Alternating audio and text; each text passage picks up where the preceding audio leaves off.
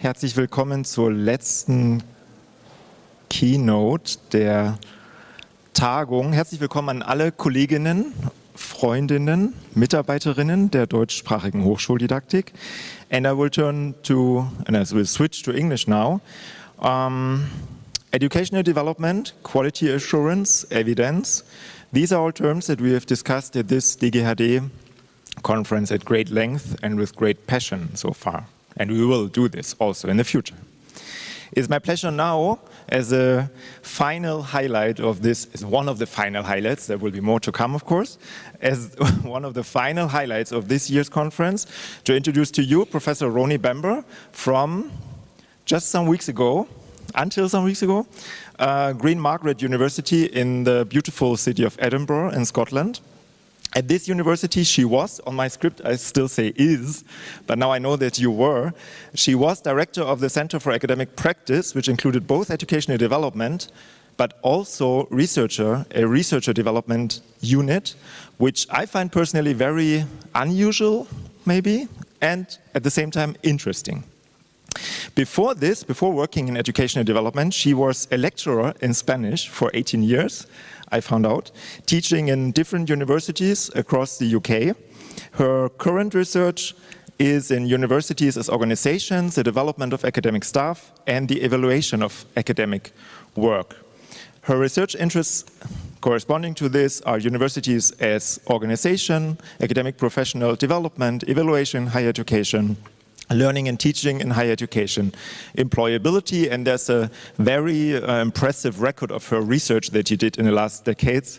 So for everybody who would be interested in this, I can really recommend finding out about Ronnie Bamber. She also works in, and has worked and still works in the consultancy, learning, teaching, assessment, and curriculum design. All these things and topics, many of the topics that we talked about here at this conference. And dear Ronnie Bamber, especially in times when it's not so common or not seen as normal to collaborate, work together between countries, even on this continent, we are very honored to welcome you here at this conference of DGHD. We are very welcome to welcome you to such an experienced professor from Scotland, from the UK, at this conference. Welcome.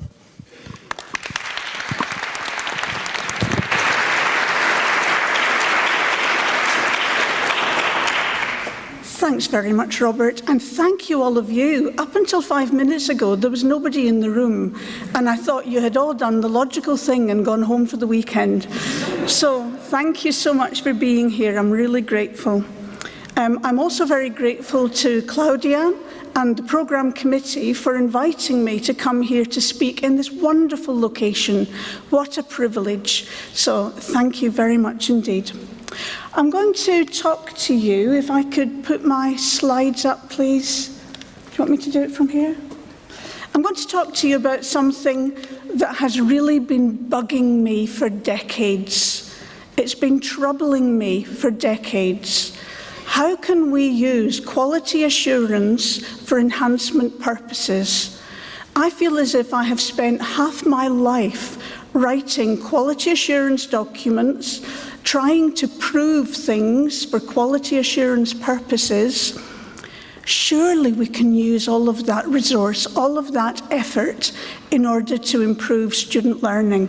But I don't think that for most of my career, I've achieved that.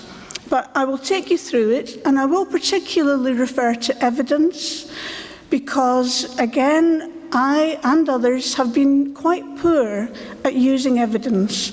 In the UK, just as here, and I was able to understand a little bit of the discussion this morning about 2020 and what that means for people, we have spent millions and millions of pounds on learning and teaching project work, both within and outside of universities. We have not always been that great at evidencing the value of those activities, and politically we have suffered as a result. So I will give you my take on how I think we can be much cleverer about using evidence. I'm sending you a postcard because I would like to take you on a little bit of a journey that I've been on and that the Scottish higher education community has been on. I'm not sending you this postcard because I think we're perfect or to say, hey, we're great, just copy us, because obviously it's not like that. But there are things that we have learned about using QA for academic development, and also about some of the behaviours that are conducive to enhancement. We've been doing this for about 15 years, and I think they might be of interest to you in your context as well. So this is a postcard to you with my messages. I wasn't going to mention the B word, but some very clever person has created a new set of stamps and put them up on the web around the B word. So hopefully you will decide that in Scotland we haven't been shooting ourselves in the foot, at least on academic development terms. So, should we and can we use quality assurance for academic development purposes? Here's where I'm coming from with this. That's me, well, see if you can spot me, the one with dark hair. 30 years ago with some of my lovely postgrad students, and it was a very different educational world for those students. There was no Bologna. Learning outcomes, what were they? No credit and qualifications framework, no assessment specifications. We made it up as we went along.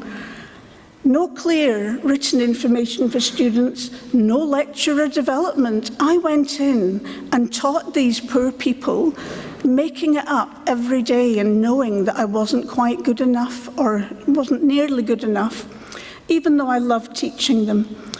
And there was no knowledge. I heard constructive alignment being mentioned this morning. There was no knowledge of any of the theory behind why we teach in certain ways. So the world has moved on in universities a great deal in the last 30 years. And I want to say how glad I am in many ways that that has happened. So we have a lot to thank the quality systems for. I also have a lot not to thank them for, and I will talk a little bit about that. You see, now I'm not employed by anybody. Nobody can sack me. I can say what I like, yes. But I am still very heavily linked to the Quality Assurance Agency, and I'm an accreditor for Advance HE, which gives out professional qualifications to academics. So I'm still very linked to the academic community, even though I don't have to get up at 6 o'clock every morning and commute to work. Okay, quality culture in the UK. I will just very quickly skip through a number of things just to demonstrate this journey we've been on. So before the 90s, very little regulation. Academics did what they fancied and nobody asked anything about it. By the mid-90s, it was a very different scenario. And the quality culture was so heavy that eventually the universities kicked back and went to government and said, if you don't get these quality assurance agencies off our back, we are not going to play ball with you. So there was a big political battle in the mid-90s, and we moved gradually into a different culture. Now, I've said that in that last column, that we've moved towards quality enhancement in Scotland. Scotland has its own higher education, its own education system, and I will talk specifically about that soon. Coming back to my QA experience, I was reviewed many times as a program leader when I was running Spanish programs.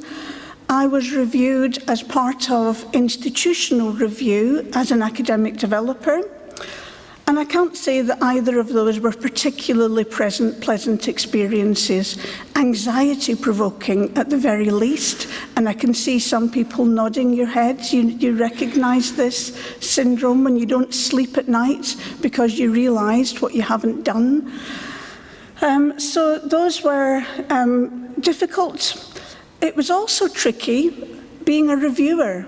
and I have reviewed both at the subject level and at the institutional level. I am a trained reviewer for the Quality Assurance Agency, and that's tricky too, because when people are being reviewed, it really matters to them, and you are desperately trying to be fair, but at the same time to be a proper reviewer. So that's very tricky. In terms of QE, quality enhancement, that's been very different. That's a little picture of Queen Margaret University. And as Director of the Centre for Academic Practice, I've been involved in lots of quality assurance linked to academic development. I have also run I've run 2 national projects and done lots of stuff institutionally under the enhancement themes that I will tell you about in a minute. Those have been far more pleasing experiences. Why? Well, obviously because we were doing quality, but it felt like you might help the students to learn at the same time. So that has been very positive. Just to be clear what I'm talking about when I talk about academic development, I think you do the same things, but what we do in Scotland is we work with programme teams, and our validation is your accreditation, so we go in and support them. We support university strategy. If the university decides it wants a new virtual learning environment or a new personal academic tutor system, we help. We do consultancy with teams or individuals on learning and teaching enhancement, and we do scholarship. We also run CPD programmes, PG Certs, for example, and have lots of formal staff development, for example, recognition as Fellows of Advance HE. The thing at the top is the thing that came new to us when we took a quality enhancement focus. And it's been a really helpful thing for academic development because it has given us leverage and a real place in the academic community to help them work on these themes that I will talk to you about. So those are the interstices where the QA and QA meet for academic developers. I think the problem that I've had is that I was always very clear what quality assurance was about. It was about ticking boxes. It very often ended up in game playing, jumping through hoops to prove that you were good enough. And once that box was ticked, nobody really cared until you came to the next iteration. And that felt very onerous. It still feels very onerous. QE, on the other hand, is about student learning. And it would be hard for any of us to say that that is not something that we subscribe to. However, quality assurance is very much here to stay. And in this quote, you'll read that we have it as a reality in all of our national HE systems across many countries, and it will be an important regulation and steering tool. So governments are not going to stop asking us to do QA. But it's not all negative. QA is not the wicked witch of the East, I have discovered over time. It can provide useful data that helps us to develop our practices. It can be a really powerful lever. So we can work with academics and say, do you know what? You're never going to get through accreditation with the way in which you are doing assessment, or those learning outcomes that you have written, or the way that you are teaching students in different ways. We've got a lever through QA to help and persuade academics to do things, to do the right things and to do things right. 2 aspects, to do the right things and to do things right. So QA helps us to make that happen. But it's not designed for academic development. It doesn't fit with academic cultures.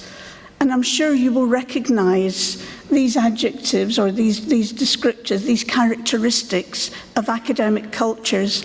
And we know what happens when you present people within academic disciplines with accreditation.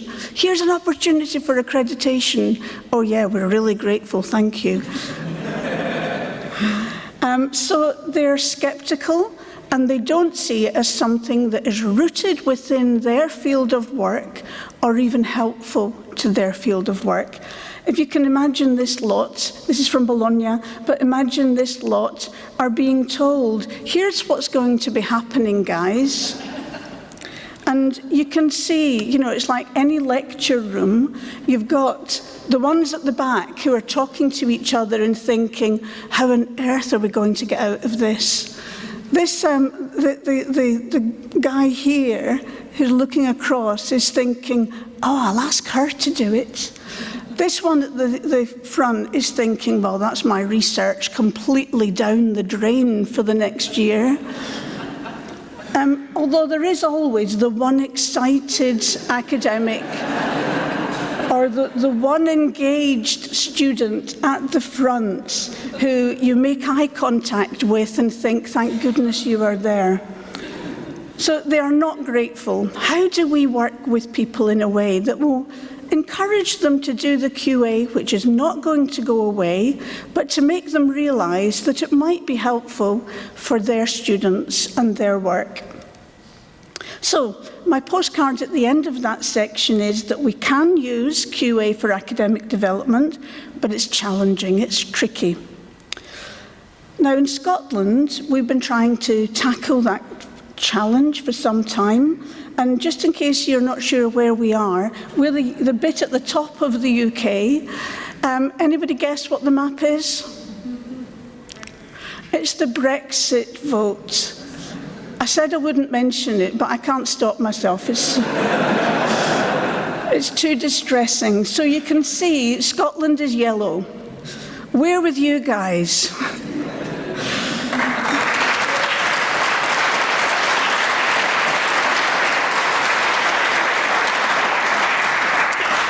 I'll cry. So that's where Scotland is. And the journey that Scotland has been on is a bit like the one I've been on myself, going down that corridor from quality assurance and all the managerial imposition that can imply to a much more collegial quality enhancement environment. So things have become better, but we don't know it all by any means. We are still struggling month to month to make this work for us. And I'll show you some examples of that. Just so that you know the background, in 2003, we introduced the Quality Enhancement Framework. And the astonishing thing there is that there were visionaries within the Quality Assurance Agency who thought we can do quality differently, and they have stuck with it for the last 16 years. So I say there's a greater sense of ownership. That's a lie, actually. There's a greater sense of ownership by some university communities.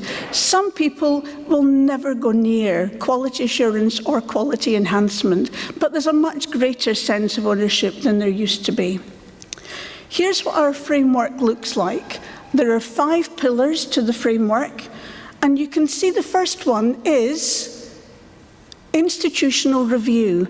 We had our institutional review at Queen Margaret back in April, and it was still a mountain to climb. It was still onerous, but the fact that it is enhancement-led means that you engage people in a different way, and we are learning to put a different flavour on review. The truth is, the minute the reviewers come over the portal of the university, they are reviewers, but it feels different because we are talking to peers about enhancement. We are still obliged to do institution-led review, so that is, the first column is institutional accreditation, the second one is programme accreditation, I think, for you. We have a requirement to engage students at every level, to do public information, and we have something very new, these enhancement themes I mentioned. For academic development, we have great opportunities in all of these areas, but especially in the enhancement themes. And if you look at the enhancement themes website, you will find that there is loads of resources on a great number of topics. Those topics are the ones that the HE community, the 19 universities in Scotland, have decided on from year to year. What do you notice about the pattern over time?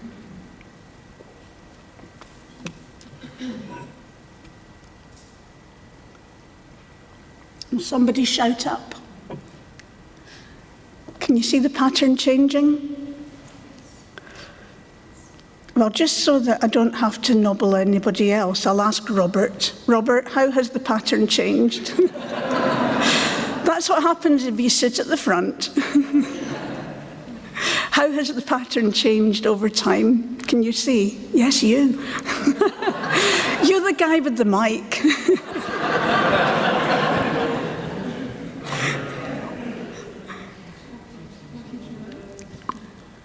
Yeah, the colleagues say that from teaching to learning there's a development. Thank you. Thank you very much. But also the curriculum, so maybe more the meso levels are emerging as a topic, maybe? Yeah. Okay. So we've chosen distinct aspects of the learning and teaching experience. At first we were doing 1 a year or 2 a year. It was crazy. So we realised that we had to slow down and spend more time.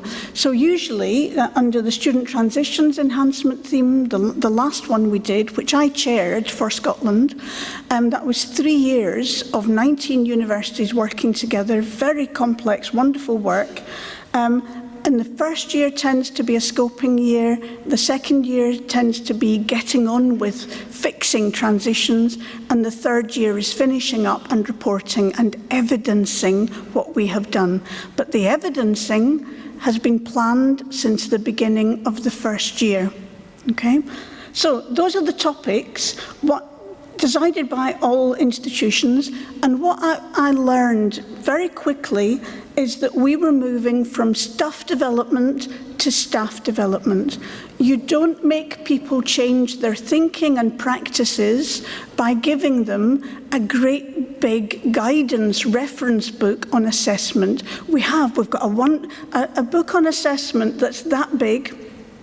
If you want to download it, it's on the web, which was one of the outputs for the first enhancement theme. Now everything that we do is far more interactive, and it's much more about how do we get people involved in a change process so that we affect their practices. That doesn't happen with the dusty tomes sitting on shelves. So we have changed topics over the years, and we have learned how to do things differently in trying to make that change happen. The levels, there is activity at the sector level. The collaborative clusters are universities working together, and then we have institutional work, and at all of those levels, academic development is happening, facilitated by different people. So great opportunities there. I've put links into lots of the slides, so if anybody's interested in following up on any of these resources, they will be there. What we have done in trying to do all this is we have tried to move from the left of this diagram to the right, the trajectory from the old classic managerial quality culture towards an enhancement culture. Quality assurance has been incorporated into quality enhancement, and in doing so, the trajectory has taken us towards some characteristics that are far more at the heart of what we want to do in academic development. So that's been our trajectory, moving across from managerialism towards greater bottom-up engagement. Obviously, that's the direction of travel. It's not going from one stage to the other. We're in different places at different points, but that is the intention. There is still a lot of quality assurance going on. The whole system is predicated on institutions committing to doing very good quality assurance, and that is going on. But there is also lots of quality enhancement related to the themes. So lots of research that would not have gone on in institutions. So for example, how are we doing on student transitions? What's the difference between how we support transitions from the undergraduate degree to master's degree in different subject areas? How do we support students who are coming in from what we call a widening participation background? How do we support international students? There are many different transitions that we have looked at, and we have researched these within each institution and also at the sector level. So research was commissioned on behalf of the sector into how those transitions were happening. There's been a lot of engagement of staff and students, resources put in, but what is magic from the academic development point of view is that we get strategic leverage, because these topics become embedded in the university strategy, and senior management take them seriously because they are related to our national quality system. So my postcard to you at the end of that section is that you can get better engagement in quality. We can actually change cultures if we try. We can work with people in a different way. So for example, last semester I was looking at how we support programme leaders in managing the wealth of evidence that we expect them to collect about their students and how we help them to use that. Those are things that have come out of the enhancement themes. The discourse has changed. Even the managers in our institutions talk about longitudinal induction and student transitions. They have got the language that has come from the themes. We have needed to develop and adopt different enhancement behaviours, and I'll tell you about what some of those are. I think on Wednesday, Monica talked about epistemic differences and epistemic practices. And there was a project in Scotland a few years back called Ways of Thinking and Practicing in the Disciplines, and they got a lot of government money to look into that topic. I think what we have been developing as academic developers in the Scottish system is ways of thinking and practicing epistemic practices in academic development to help us get some purchase on quality. So we have found different ways of thinking and practicing as academic developers. That has partly been informed by these descriptors that have been produced by the sector in terms of what are the characteristics of enhancement. And I'm going to think of those behaviours, especially in terms of the very challenging ones. It is so hard to collaborate with somebody at the next desk, never mind somebody in another department or another university. So how do we tackle these really tricky challenges? So collaborative practices, how do we make that happen? There is a real sense that we are in it together. And what I have been really surprised by is open conversations that have developed over time.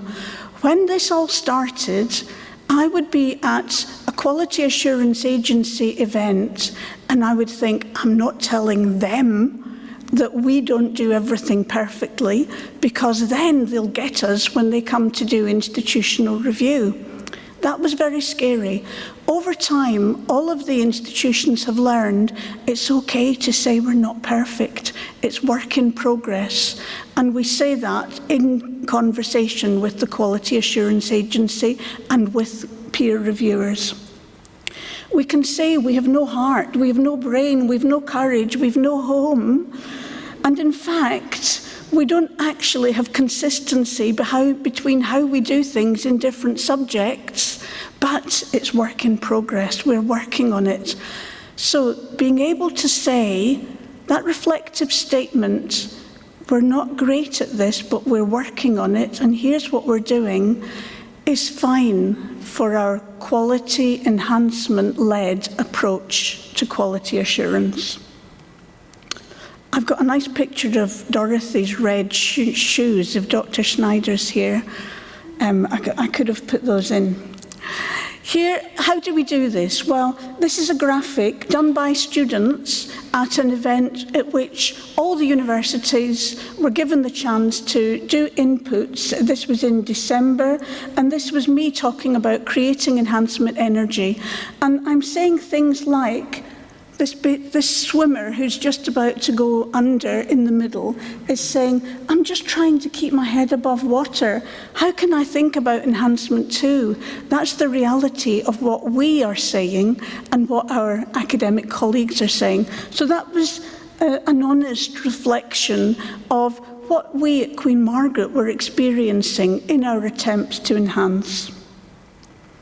This very messy diagram is a diagram of all the Scottish institutions. Each blue circle is a university, and this was in the middle year of the student transitions theme. Each line is a collaboration going on, or trying to go on, between universities. It's not easy, but they were trying to go on. You can see that Stirling is in bed with everybody here. Don't know why they were so popular, but that gives you an idea of the scale of collaboration, but it is tough. We've had lots of collaborative projects. So here were 4 universities working on online induction, and if you want some online induction resources to make available to your students, they're up there on the Enhancement Themes website, along with case studies from every university in Scotland saying, here's what we're trying to do, here's the things that are working, the things that aren't. There are resources that we are sharing. So here are some introductory resources, induction resources from Edinburgh University. And here's some research that we commissioned on which transition skills and strategies might be helpful for students to develop as they navigate their way through university. And so we got someone to produce materials which then were used to produce leaflets to give students some background information which could then be used within their university setting.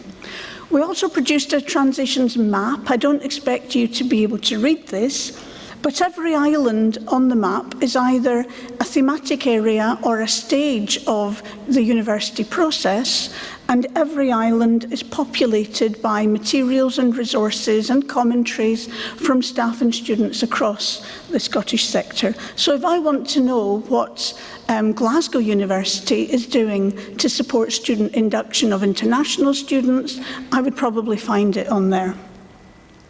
So, collaboration, in spite of these beautiful outputs, is tough.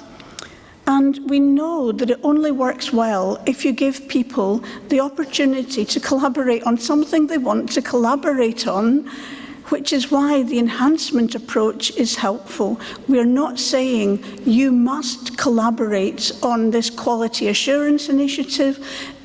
Each university decides what their focus is. Obviously, we have pressures, and usually the usual suspects turn up at every event, but then we are bringing in more people all the time. What we've discovered is collaborations don't work if you say, go forth and collaborate. They only work if they're supported, structured, resourced, monitored, reported, then you will get something from them.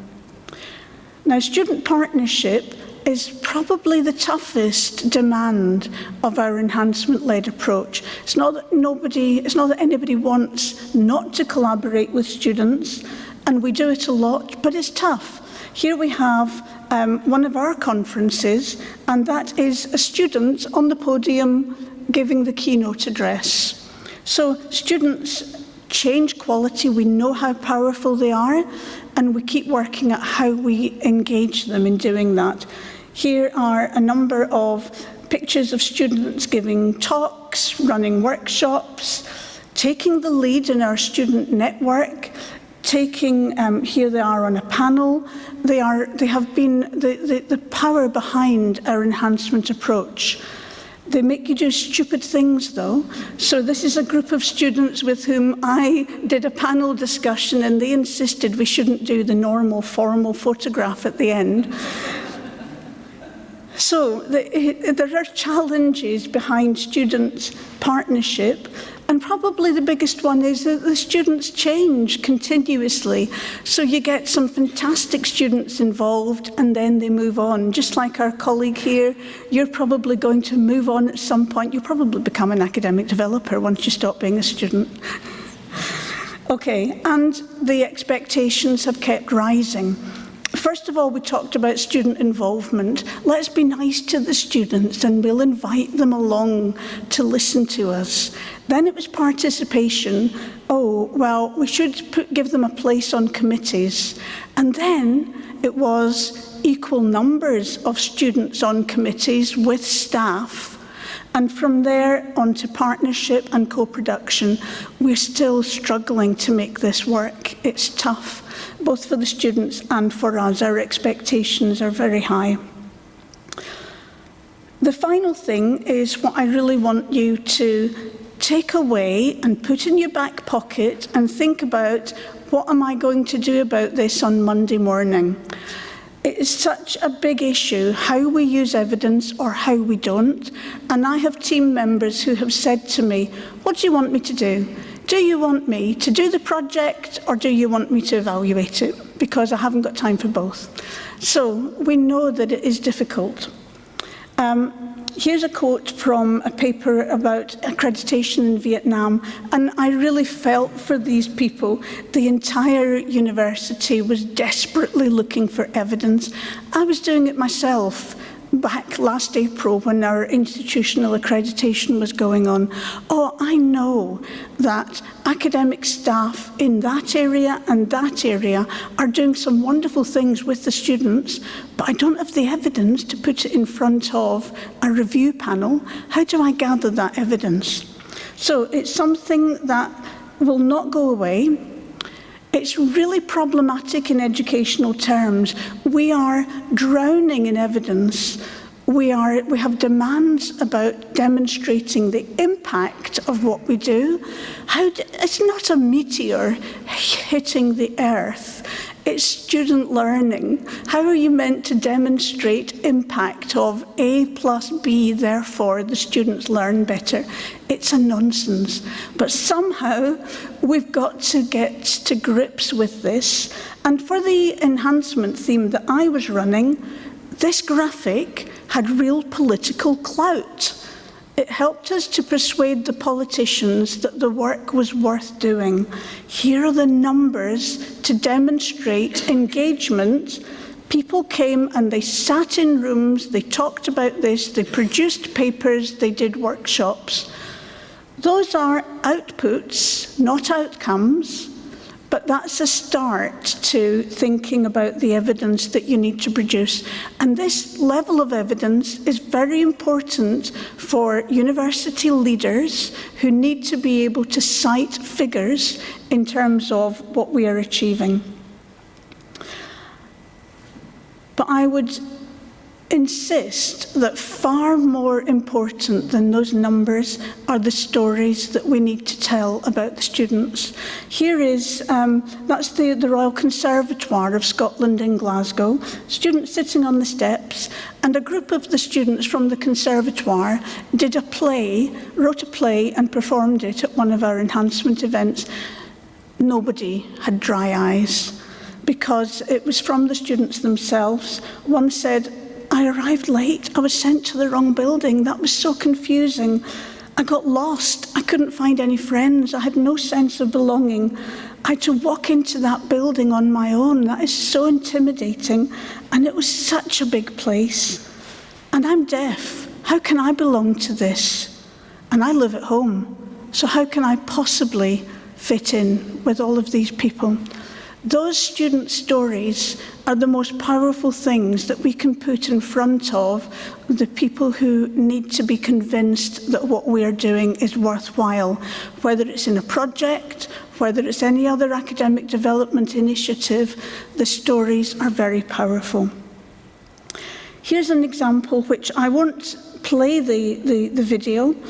We produce a lot of videos as an outcome, as an output from our enhancement work.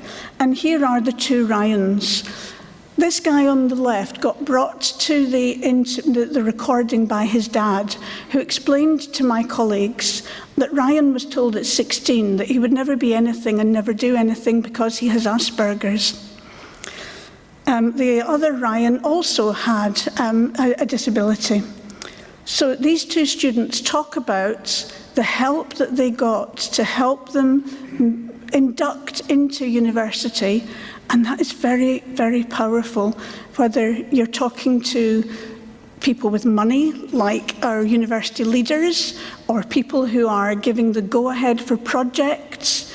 The two Ryans are what does it for me. So, how do you do it? What I would advocate, and this is something I have written about in publications, is a mix of data. We do it in our research. We need to do it explicitly in our academic development work. And we need to design it into our academic work right from the beginning. Plan and gather a mix of data. Triangulate different data sources. So, these two guys, on their own, nobody's going to give us any money on the basis of that story. But if you put their story together with other types of evidence, then you get a powerful mixture. So, put your data together and use it. And very often we put a lot of effort into gathering data and then we forget it because we're on to the next job or the next project and the data gathers dust. That I can see some people smiling ruefully. Let me give you an example of what we did for the Student Transitions Enhancement theme. So the national project, I thought, how are we going to get all these people on the same page? Okay, use a logic model. Is anybody familiar with logic modelling?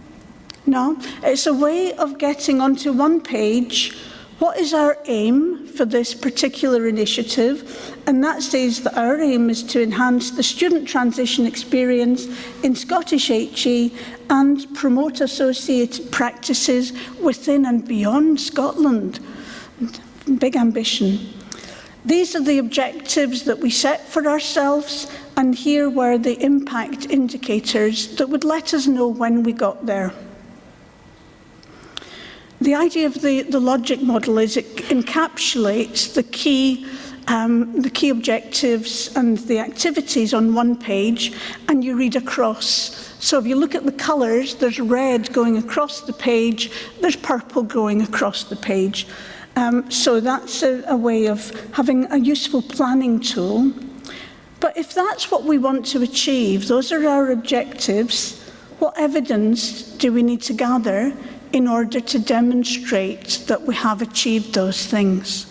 And I've used this not only with the enhancement theme, but with my team at work at the university.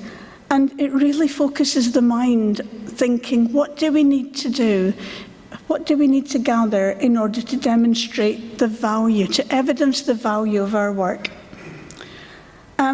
What this shows here is my take on the types of evidence we might want to triangulate. We've got research, so we would want to say there have been some really interesting papers written about student transitions. Here's what we learn from those papers. There's what we learn from evaluation, and then what we often forget is practice wisdom. What do we know about teaching our subject that helps us to understand what is working well or not? What are the stories that students are telling us? What are the corridor conversations with colleagues that tell you something? What's the gut feeling that you have in your stomach when you come away from a class and you know it was rubbish? So put a mix of things together and put it into a grid.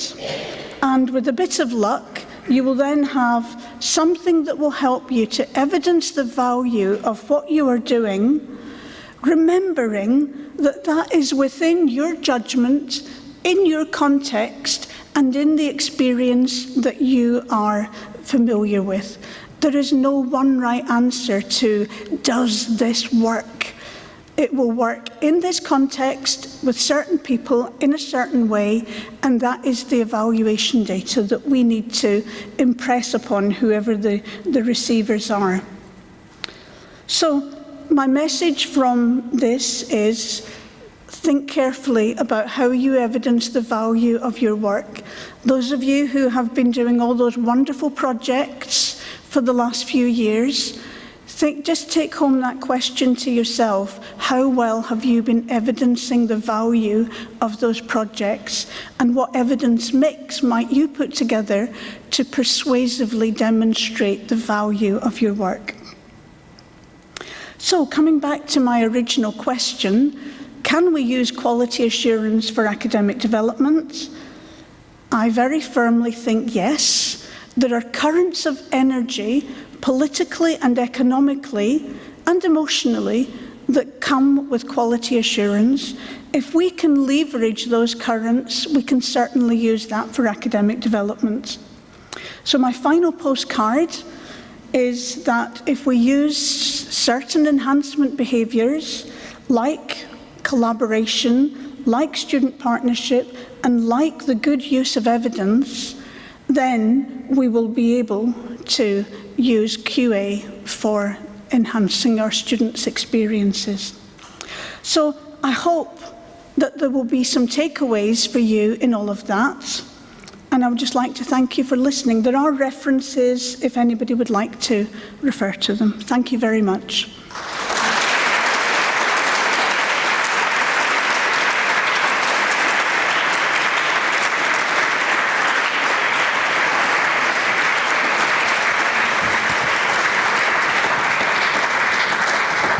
Thank you very, very much, Roni Bamber, for this very rich, inspiring talk and the 3 postcards, or 4.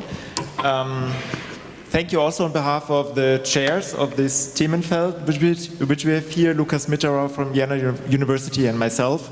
And thank you on behalf of the participants here. We have time for questions and remarks. And we have also 2 microphones, I think, I hope, at least. One over there, one over here. So please, Fragen, Anmerkungen, Kommentare. Ja. Thank you very much. I truly enjoyed your heartful speech, and it still convinces me that it's important to stand in front of people and give your heart into such kind of situations. So thank you, thank you. It's not really a question that I have, but it's more something I started thinking of at the beginning of your talk, that when you mentioned that you realized that you needed to develop stuff instead of stuff. I thought about what might we learn about all your insights from how quality enhancement and quality assurance might be linked, how to rearrange our assessment practices in higher education. It's not a question I really have for you on that, but if you have anything you might add and relate to the situation of changing quality assessment, and with a perspective in how that might lead to foster better assessment techniques in higher education, I would love to hear them. So thank you. When you say assessment techniques, all kind of do you mean how we assess students or how we are examination reviewed? We always talk about how we can use the constructive alignment in better aligning our teaching objectives to the ways that we actually assess people and make them learn the best, blah, blah. Yeah. However, I sometimes think that we forget that our teachers, our academic teaching staff, aren't really equipped with using the possible assessment and examination techniques to help their students formatively, maybe to improve their learning.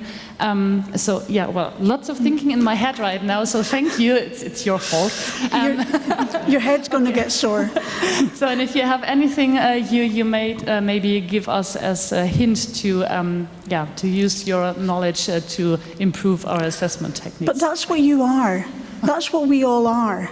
We are the people who embody that wish and that ability to help academics to improve assessment and to help the students to help the academics to improve assessment. We have found, for example, that when the students, when we gather the evidence from the students about how they think they're assessed, it's very hard for the academics to stand up and say, no, we're not changing anything. But look at all the things that you've been talking about. You train new lecturers. You have ongoing development for your experienced lecturers. You are doing the support with individual academics and programme teams. That's what all this is about, isn't it? That we think, we know that assessment especially can be done so much better. Staff development has to be it, hasn't it? But I think what we've learned through these themes is different ways of engaging people in staff development. Don't tell them they're being staff developed for a start. Don't tell them to come to a workshop and to learn from us about staff development. Let me give you one very practical example. Staff in psychology and sociology in my university were struggling because they were giving the students lots of written feedback on their assignments, which they are required to do, but the students weren't reading it. So, through an enhancement theme collaboration, they discovered that psychology and sociology at Strathclyde University had found a way of doing this. They put a box on the front of the assessment sheet and they asked the students to fill in advance, what feedback would I like you to give me on this assignment? So, several wins there. They have to write less. They give the students what the students think they maybe need, but the reason that that made sense to colleagues from psychology and sociology is it's because other psychologists were doing it, not some random academic developer who really doesn't have the credibility of people in their discipline. So how do we find ways of getting people working together that is not about come to this workshop and we'll teach you? Tough. Good luck. I'm retired. Yes. No, I should say I'm retired, but I will continue to do this work because I love it and it's so important and we have such wonderful academic development communities. Sorry, Robert, you've got the mic. Perfect. Other questions, comments, remarks? Yes, I have a question, but I'm not sure if I can really express it how I like. My question is, you have now given us a picture of how your accreditation system in Scotland has changed. I think we are more at the old side of accreditation system in Germany. If you would have the opportunity to give our politicals an advice how to change the system, what would be your advice? That's a nice, easy question, Mariana. They have to come to understand the value of enhancement. And again, if the students are able to help with that, then that's a big part of the argument. It's difficult to go against the prevailing culture. And in the UK, in England, it's very different. In England, they are drowning in quality assurance and in measurement. I don't know if you've heard of the Teaching Excellence Framework. Nightmare. It does not measure teaching excellence, anything but. So if there's a prevailing culture, it's not going to be a quick win, is it? You have to work slowly and carefully and find champions. So I was in New Zealand in last autumn, working with the New Zealand Quality Agency, because they have someone there who sees the opportunity to do something a bit different. So if you can find champions, and your wonderful minister who's been here looks like somebody who might be open to all sorts of suggestions. Other questions, remarks, comments? Robert, they're all thinking, get me out of here. Yes, I know, but I have a question actually, which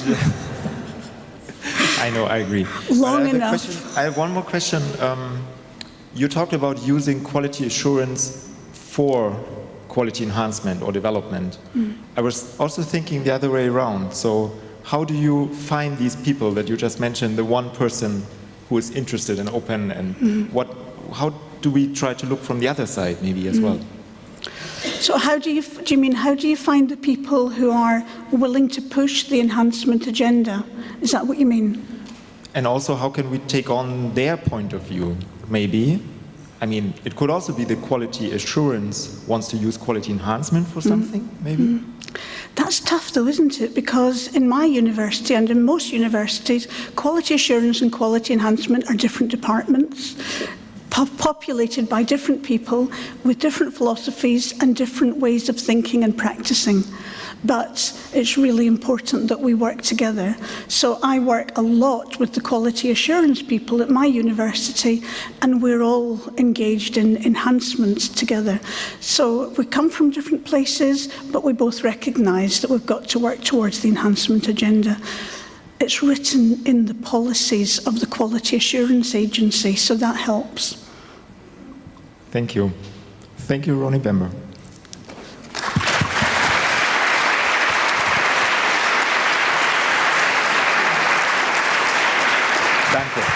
Thank you, Shane. Thank you. Thank you, everyone.